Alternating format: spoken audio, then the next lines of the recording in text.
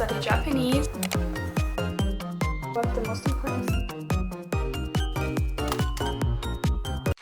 It's time to start getting serious about studying Japanese.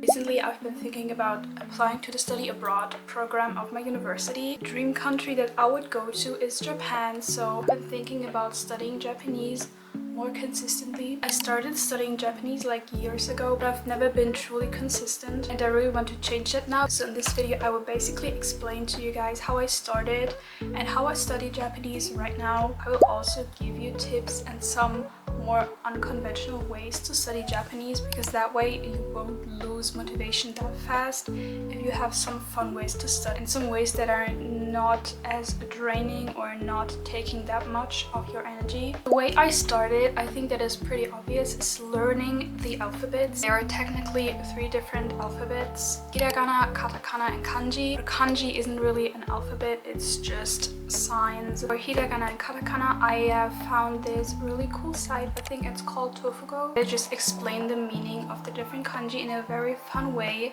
so it's easier to memorize them.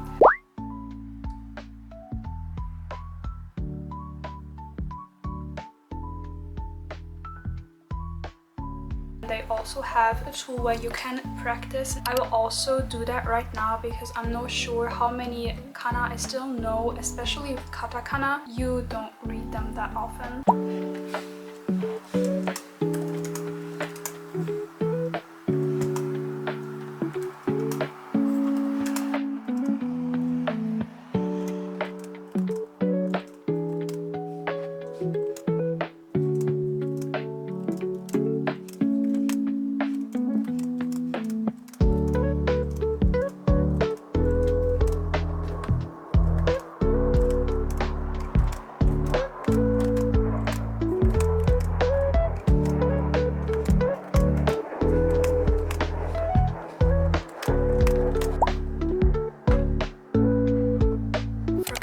I use the website called Manikani. This website, they will teach you the different kanji and also vocabulary you can use. I've been using this website so much and it's very easy to use like on the go. When I'm commuting to university, I really like to use it because it's just very convenient. That way I think I learned about 200 kanji already. There are like 2,000 main kanji that you should learn, and I learned 10%, which doesn't sound like much, but it feels like so many. Of course, you can study the kanji by yourself without a website, but what I like about this website is there's a spaced repetition, I think it's called, where you repeat studying kanji after some time so that you definitely don't forget it. Personally, for writing the kana and kanji, I didn't study it that much because I thought that I wouldn't really need it. If you want to study, you can just print out different sheets. There's a lot of free stuff available. Again, I personally didn't practice writing that much because I think in this age you just don't need it as often. For practicing kana, I just